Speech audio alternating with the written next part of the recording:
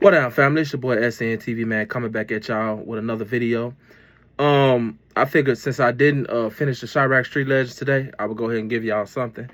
I was just thinking about the situation that happened with THF and, Zay Osama, man, with them watches. And that situation made me think about another situation that occurred earlier in the drill scene. And that situation kind of turned Chief Keef sour. Y'all remember when Chief Keef first came out? If you can remember, he was dealing with everybody. He was dealing with everybody from over there on that side. You had like Blackgate, goddamn it, MTV, goddamn it, THF, O Block. He was dealing with everybody from over there. You know, what ended up happening was Chief Keef. They ended up breaking in Chief Keef's house at some point, and they ended up stealing a lot of Chief Keef shit. They stole his chain. They was wearing his chain all in pictures and stuff like that. And these was guys that he actually grew up with. These was guys that he was cool with. When Chief Keef first came out, he would go on stage. Chief Keef might have 50, 60 motherfuckers on stage. You know what I'm saying? These were all of the guys that he brought out the hood with him. He had a lot of those guys living at his mansion with him and doing all type of shit, to try to help him. Well, that eventually ended. Why? Because like I said, not only did the situation happen with them breaking in his house, it was a lot of other little backdoor shit. And then there was a lot of little beef shit that was going on, but it was internal. So what he did was he cut them niggas off and he left them niggas in Chicago. Everybody that his day ones, his righteous partners, he allowed them to stay around him, but everybody else had to go. And then after that, he pretty much just cut everybody off. You know what I'm saying? The situation with Dirk should have knew better than that. Dirk keeps around a lot of stragglers. And what you're doing when you do that is you have guys that you rock with, then you have guys that rock with them, and these are the guys that you have around you. Now, it's going to be a lot more guys that you don't even really fuck with like that than you really fuck with. Okay, so what that does is that is going to bring situations like the situation that happened with Chief Keef, the situation that happened with Zay Osama. These guys are hungry, but at the same time, they're around. So the main question is, why the fuck are they around?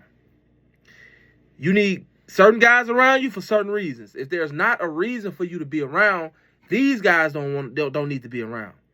What am I benefiting out of a bunch of niggas being around? Straight up.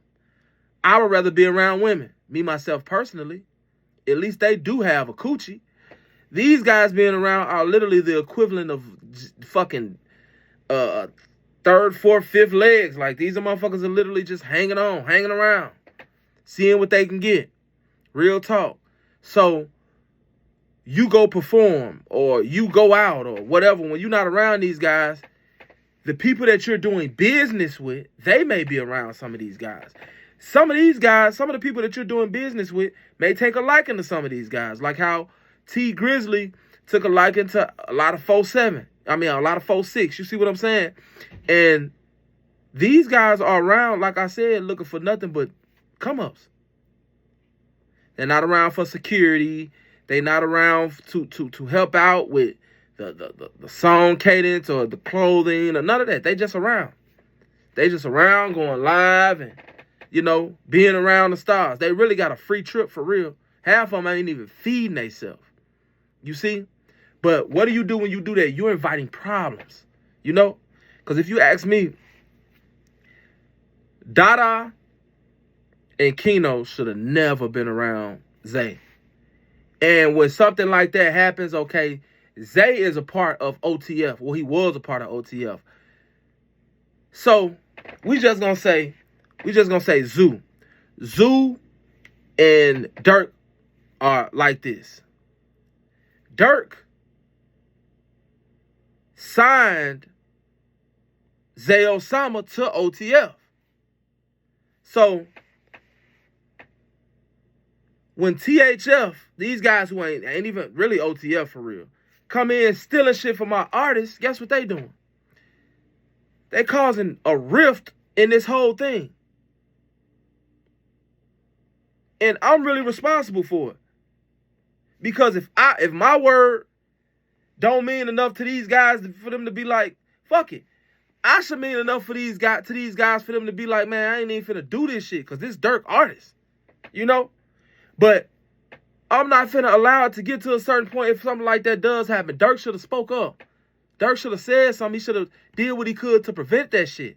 Because at the end of the day, you got your artists that you signed finna get into it with some motherfuckers that you really don't fuck with like that, but they your day one homie, they his partner. Now, even if you weren't gonna confront him yourself, you supposed to went to him like, hey, look, Zoo. Hey, come on, man. Them niggas right there, bro, they cut off. I don't want to see them niggas around no more. You know what I'm saying? Because now what y'all doing is not only are y'all sparking bullshit, y'all are causing problems. Y'all playing with my money. Y'all playing with my money because at the end of the day, Zay Osama signed to me. And if Zay Osama ain't rapping, if Zay Osama worried about how he gonna get his goddamn watches back or what he gonna do and all that, his creative ability is null and void. Like, he worried about what y'all got going on. When it shouldn't have been like that because you shouldn't have allowed that. You know what I'm saying? I said all that to say this.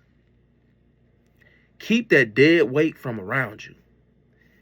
That dead weight is the reason why a lot of shit gets started.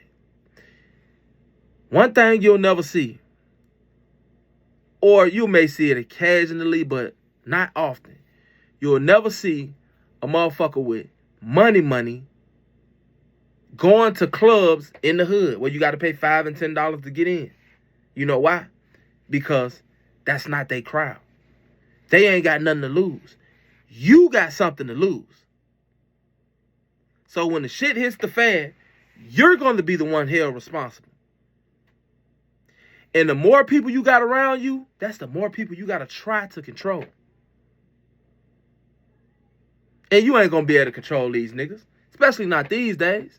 Niggas used to be able to send out, goddammit, violations and motherfucker get a punk. No, it ain't none of that now. You put your hand on motherfucker now, they coming back to kill you. So, the best thing you can do is not even have this dead weight ass niggas around you. Real talk. Straight up, man. Hey, keep that dead weight from around you. That shit ain't gonna do nothing but cause problems. If they are around you, they need to be having a job. Y'all need to be doing something. Ain't no more sitting around freeloading and smoking blunts for free and all that bullshit. Hell no. No, we don't need no more y'all.